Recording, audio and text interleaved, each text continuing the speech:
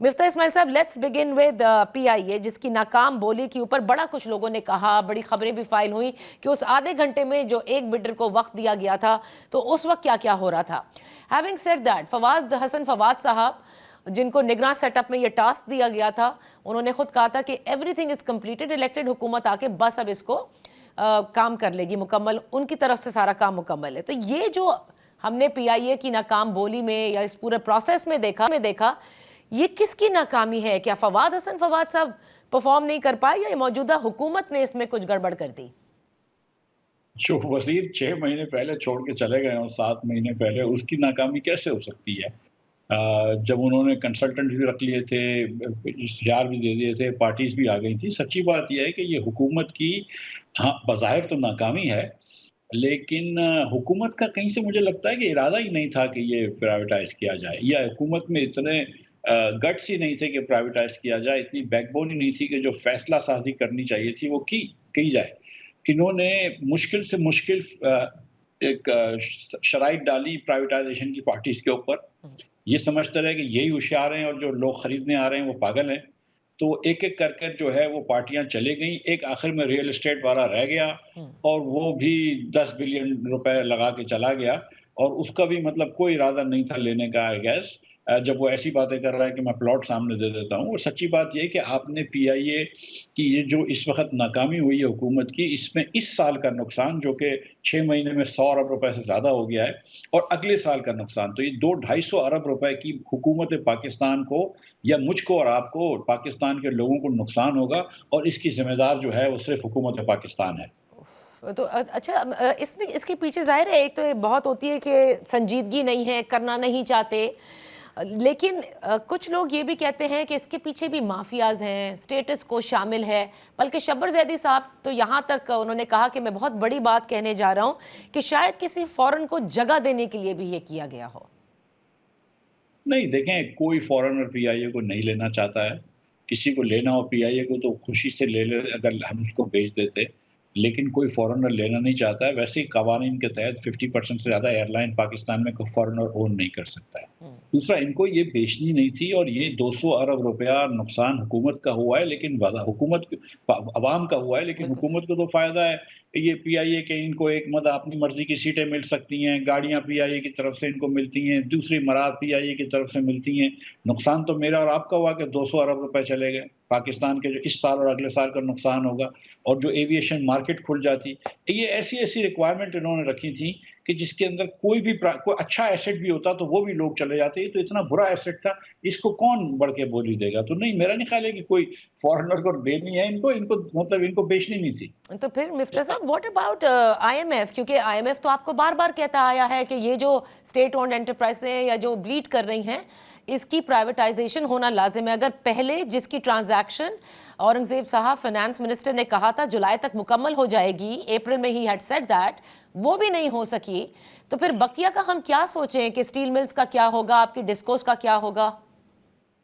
دیکھیے, پورا privatisation programme جو ہے اس کی وجہ سے سیٹ بیک میں آ گیا ہے. اورنگزیب صاحب میری اطلاعات کے مطابق تو اپنا ہاتھ دھو چکے ہیں اس پروسیس سے, اور یہ جو ہے پروسیس علیم خان صاحب اور سیکرٹری صاحب اور چیئرمین صاحب جو پرائیویٹائزیشن کمیٹی کے ہیں, ڈار صاحب, یہ چلا رہے ہیں. اور یہ ایک دم نان سیریس ایٹیچیوڈ لے کر بیٹھے ہوئے ہیں. اگر ان کو پرائیویٹائز کرنی ہے, مجھے نہیں لگتا کہ ان کو پرائیویٹائز کرنا تھا.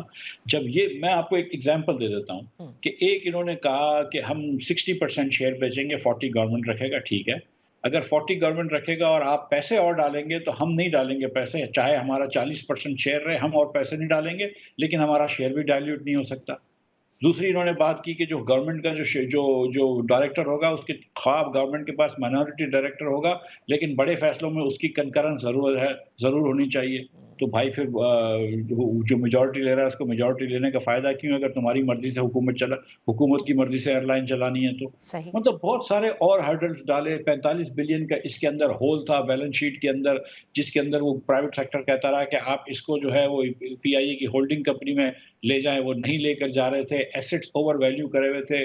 $150 ملین کا کم از کم خرچہ ہے یہ جو جہاز ان کے ہیں ان کو ایئر وردی بنانے کا. تو جو آدمی آئے گا اس کو پہلے $150 ملین اس میں ڈالنے پڑیں گے صرف جہازوں پہ ایئر وردی بنانے کے لیے, کیونکہ آپ کی آدھی فلیٹ بیٹھی ہوئی ہے.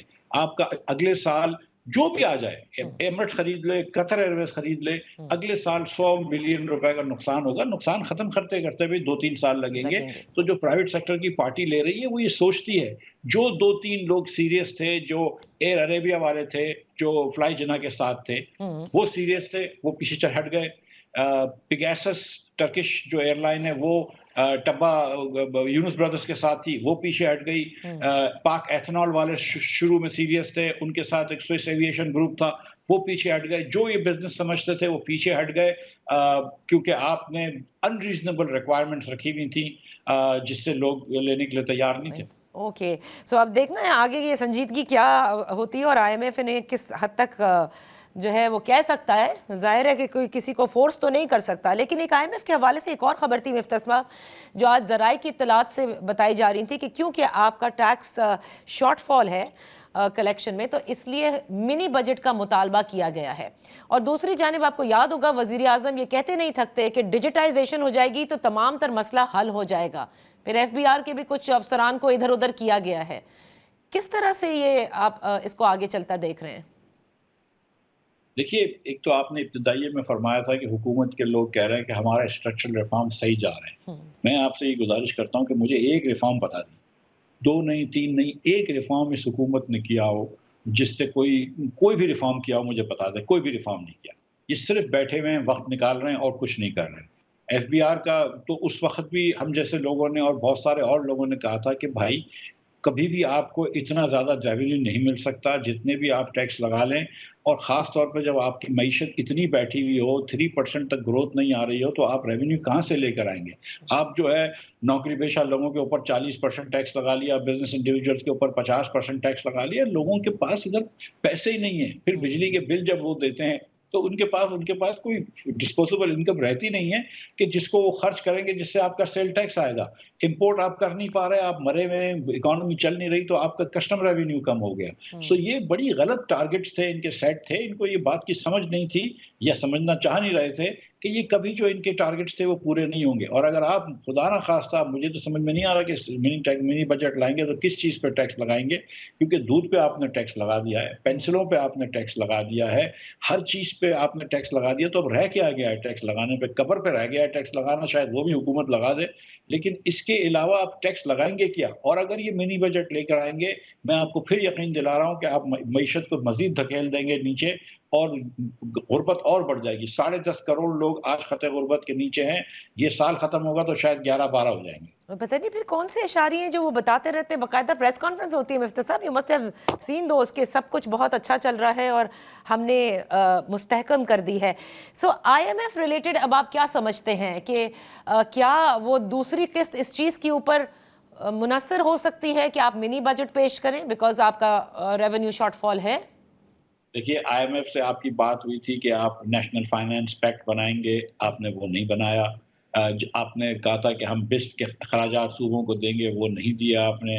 آپ نے آئی ایم ایف سے بات کی تھی کہ ایگریکلچر ٹیکس صوبے لگائیں گے، وہ آپ نے نہیں لگائے. صوبے کوئی وہ بات نہیں کر رہے. آپ نے جو ہارزونٹل ایکویٹی ہوتی ہے کہ برابر انکم والے برابر ٹیکس دیں، وہ نہیں ہوا. آپ یہ بات کر رہے ہیں کہ مہنگائی کم ہو رہی ہے، یہ بالکل بات غلط ہے، بالکل بات درست نہیں ہے. مہنگائی کی رفتار، جس رفتار سے مہنگائی بڑھ رہی تھی، اس رفتار میں کمی آئی ہے. افراط زر میں کمی آئی ہے، اور وہ بھی اس لیے کمی ہوئی ہے کہ دنیا بھر میں خام تیل کی قیمتیں کم ہو گئی ہیں. اگر خام تیل کی قیمتیں بڑی ہوتی ہیں تو مہنگائی آج بڑی ہوتی ہے. ایک دنیا میں کموڈٹی سائیکل ہوتی ہے، آج وہ نیچے چلے گئی ہے. پاکستان کی بجلی پورے جنوبی ایشیا میں بھی مہنگی ہے. Thailand, Indonesia, Malaysia, South Africa, ان سب سے مہنگی ہے. پاکستان کی گیس ان سب ممالک سے مہنگی ہے جن کا میں نے نام لیا. اور پاکستان کی بجلی جو ہے وہ ایشیا میں as a percentage of income پوری ایشیا میں سب سے زیادہ ہے. مجھے بتائیے کہ کوئی سعودی عرب سے یا یو اے ای سے یا قطر سے اور کویت سے، یہ پڑھے لکھے سمجھدار ہوشیار لوگ ہوتے ہیں، ان کو اگر انویسٹ کرنا ہے تو وہ کسی اور ملک میں جائے گا یا ہمارے ملک میں آئے گا؟ وہ کسی اور ملک میں چلے جاتا ہے. وہاں پہ سیاسی صورتحال بھی آسان ہوتی ہے، وہاں پہ معاشی صورتحال بھی بہتر ہے.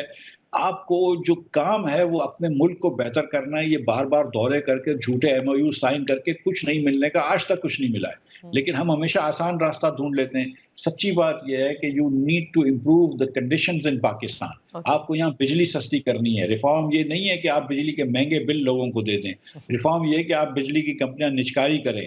ریفارم یہ تھا کہ آپ پی آئی اے کی نجکاری کرتے، ریفارم یہ ہے کہ آپ ریلوے کی نجکاری کریں، آپ حکومت کے سبسٹینشل کو چھوٹا کریں، حکومت کے فٹ پرنٹ کو، اور جو کام ہم نہیں کر رہے، ہمارے بچے جو ان پڑھ رہ رہے ہیں، جو ہماری بہنیں بیمار رہ رہی ہیں، جو ہم کو لوگوں کے پاس کھانا نہیں ہے، اناج نہیں ہے، وہ ہم چیزیں اچھی ان کو دیں، غریب لوگوں کے اوپر ان کو اوپر لے کر آئیں. لیکن یہ سب چیزیں یہ تو شوشا کی چیزیں ہیں، اس سے کچھ تھوڑی ہوتا ہے. ایم او یو سائن کرنے سے اگر ملک ترقی کر جاتا تو کیا بات تھی؟ صحیح کہہ رہے ہیں. تو مفتی صاحب S I F C plus Shehbaz government, اگر یہی کیونکہ وہ اس وقت سیلیبریٹ بھی کر رہے ہیں کہ بہت اچھا کام ہو رہا ہے، آپ کو لگتا ہے کہ اگر یہ اچھا کام جس کی وہ اناؤنسمنٹس کرتے رہتے ہیں یہ 5 سال تک چلتے رہے تو پاکستان کی معیشت کیسی رہے گی at the end of this term then? دیکھیں 3 چیزیں جو دیکھنی ہوتی ہیں پاکستان میں یا دنیا، مطلب پاکستان میں اگر حکومت کی دیر پائی کو دیکھنے کے لیے، حکومت کی اسٹرینتھ کو دیکھنے کے لیے،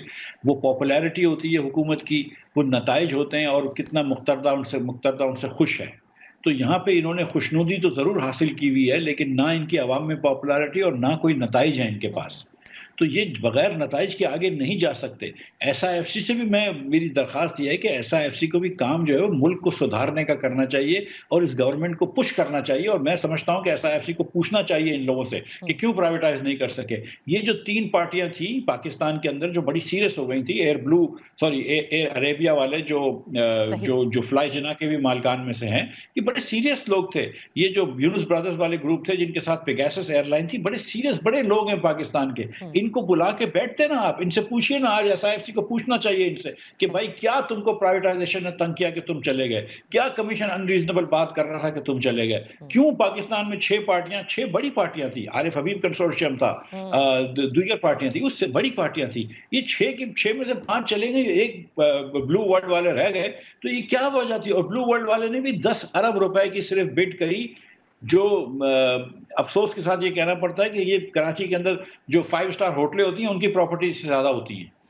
بالکل. کراچی نہیں، صرف پورے لاہور پنجاب میں بھی. مطلب مال روڈ لاہور پہ اگر آپ کوئی 20 کنال کی پراپرٹی ہے، اس کی ویلیو 14 ارب سے 10 ارب سے زیادہ ہوگی. صحیح. مجھے یہ بتائیے پھر مفتیٰ صاحب، آپ کو یاد ہوگا محمد اورنگزیب صاحب جو کہ فائنانس منسٹر ہے، ان کی ابیلٹی پہ آپ نے ہمیشہ کہا کہ ہی از اے ویری گڈ مین اور اچھا کر لیں گے کام. تو پھر یہ کہاں نظر آ رہی ہیں ہمیں ان کی ابیلٹیز؟ کیا ان کو کیسے دیکھ رہے ہیں پھر آپ اس پورے سسٹم میں؟ مسلم لیگ کے لوگ میرے بہت قریب، میرے سے جانتا ہوں میں ان کو. شہباز شریف صاحب بھی بڑے اچھے آدمی ہیں، اورنگزیب تو بہت قابل آدمی بھی ہیں، بہت اچھے آدمی بھی ہیں. لیکن آپ کو جو فیصلہ سازی کرنی ہے، اور یہ اورنگزیب کے اوپر کے فیصلے ہیں کہ جو فیصلہ سازی کرنی ہے وہ فیصلہ سازی کرنی ضروری ہے. آپ کو یہ پتا ہے کہ اگر آپ کو ریٹیل پہ ٹیکس لگانا ہے اور پھر آپ چھوٹے جو ہے وہ 100 روپے پر منتھ کا کر دیتے ہیں، تو بیسیکلی آپ نے ریٹیل اسکیم ختم کر دی کسی اور نام، کسی اور طریقے سے. اس میں اورنگزیب کا قصور نہیں ہے، میرے خیال سے اورنگزیب کے باسز کا قصور ہے. تو وہ وہاں پہ فیصلے کریں نا. اگر آپ فیصلہ ہی نہیں کر پا رہے، آپ کسی چیز کا آپ نے یہ فیصلہ ہی نہیں کیا کہ پی آئی اے کو جو ہے وہ دے دینی ہے کسی کو، کہ یار ایویشن کی مارکیٹ کھل جائے گی، پاکستان میں نیا سرمایہ کاری آئے گی، پی آئی اے اچھی ایئر لائن ہو جائے گی. آپ سوچیں کہ آدھے جہاز اس ایئر لائن نے نیچے رکھے ہوئے ہیں کیونکہ اڑ نہیں سکتے. آپ کے پاس دنیا میں کوئی روٹس نہیں ہے جس میں پی ٹی آئی کا اور سرور صاحب کا بہت بڑا احسان ہے پی آئی اے کے اوپر. احسان سے مراد میں تنجیہ کہہ رہا ہوں کہ ان کی بہت بڑی غلطی ہے کہ جس سے ہم یہاں کھڑے ہیں آج. اربوں روپے کا نقصان وہ ہو رہا ہے. آپ کی سول ایویشن ایجنسی جو ہے نا، اس کو بھی اب دنیا نہیں مانتی، اس کے لائسنسز کو بھی نہیں مانتی. تو پی آئی اے جو لے گا اس کو پہلے تو یہ کرنا ہوگا کہ وہ ڈیپینڈنٹ ہوگا ہماری حکومت کی سول ایویشن کے، کہ اس کے لائسنسز کو لوگ مانیں، تو پھر پی آئی اے جا کے جو ہے وہ دنیا بھر میں فلائی کر سکے گی. یہ آپ کے پاس ایک سنہری موقع اللہ نے دیا تھا. فواد حسن فواد نے اور دیگروں نے محنت کری تھی انٹرم گورنمنٹ میں، وہ لے کر آپ آج پی آئی اے کسی کو دے دیتے، انریزنیبل شرائط نہ رکھتے کہ ہم کو ہمارا گورنمنٹ کا اسٹیک بھی کم نہیں کریں گے، ہم پیسے بھی نہیں ڈالیں گے، تم کو یہ بھی خریدنا پڑے گا، تم کو یہ بھی پیسے ڈالنے پڑیں گے، تم کو اتنے جہاز بھی کرنے پڑیں گے. غلط باتیں نہ کرتے. بیلنس شیٹ آپ کو نہیں پڑھنے آتی، سب کو پڑھنے آتی ہے. تو انہوں نے بھی بیلنس شیٹ پڑھ لی، ان کو بھی پتا تھی کہ کون سا ایسٹ آپ نے اوور ویلیو کر رکھا ہے، کون سی لائبلٹی آپ نے نہیں لی ہوئی. یہ سب چیزیں دیکھنے کی تھی. اس وقت یہ موقع تھا ان کے پاس. سیریسلی اللہ تعالیٰ نے ان کو موقع دیا تھا، یہ ایک اور موقع انہوں نے ضائع کر دیا. اورنگزیب صاحب کے ساتھ ان کے باس بھی تھے اس بڈ میں، اور آپ کے زمانے میں بھی کافی عمل دخل تھا. آپ کو لگتا ہے آج بھی یہی سب کچھ ہو رہا ہے؟